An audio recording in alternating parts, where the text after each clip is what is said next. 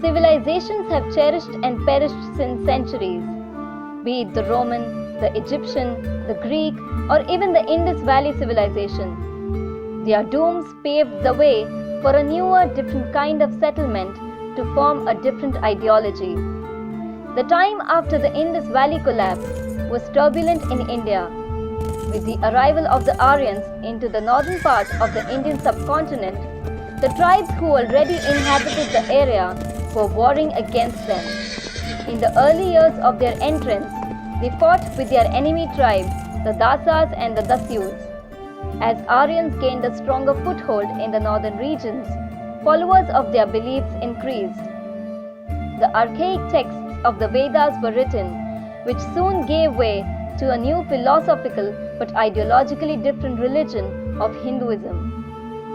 This was the time when the 4 Vedas were being written, and it is thus known as the Vedic Period. The 4 texts that formed a part of the core lifestyle of the Vedic people are the Rig Veda, the Sama Veda, the Yajurveda, and the Atharva Veda. The Rig Veda is a collection of 1028 hymns dedicated to the Hindu deities and cosmology. It is the world's oldest religious text that is still in use. It also talks about the nature of God and the virtue of charity. The Sama Veda contains melodies and chants which form the roots of Indian classical music and dance tradition. It is also known as the Rig Veda of music. The Yajurveda is a ritual Veda whose hymns were chanted by Advaryus. Advaryus were the chief priests during the Vedic period who performed Yajna, that is the sacrificial fire ritual. The Yajurveda is further divided into 2 parts, the Krishna Yajurveda and the Shukla Yajurveda. It is written in both verses and prose. Considered to be the most important source of Vedic lifestyle, the Atharva Veda is a knowledge storehouse widely studied and known for its scientific medicinal research. Ayurveda, the ancient Indian health practice in India, is believed to have direct origins from this text. Complicated medical procedures such as surgeries have also been described in the Atharva Veda. Apart from the Vedas, many other texts like the Brahmanas and the Upanishads formed an important part of the early Vedic literature. The term Upanishad is also known as Vedanta, which means the end of Vedas. Brihadaranyaka is the oldest Upanishad, and the newest one, Alopanishad, was written during the reign of Akbar. In the later period of this golden literature, the Dharma Sutra, which talks about the Varna System, was written. The oldest epic Mahabharata was composed by Vedvyasa, and Ramayana was also written by Valmiki. The holy book of Hindus, the Bhagavad Gita, was extracted from Mahabharata's Bhishma Parvan.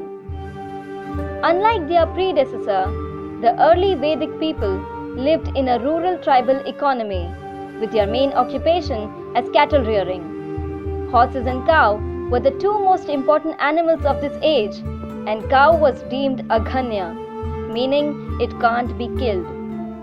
Curd, butter and ghee, as well as meat of fish, birds and animals, formed an important part of their appetite.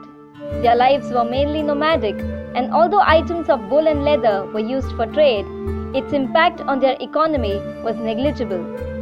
Cattle and gold were considered as a medium of exchange, as coins were unknown during the time. The Varna system was predominantly practiced during the Vedic period, with teachers and priests being in the highest class of the Brahmanas, followed by the rulers and administrators known as the Rajanya or the Kshatriyas. Farmers, merchants and bankers formed the Vaishyas, and the laborers and artisans were known as the Shudras. Those who fell out of these 4 occupations were ostracized by the society and were known as the untouchables. One thing commendable about the Vedic period was the respect and equality that the women enjoyed.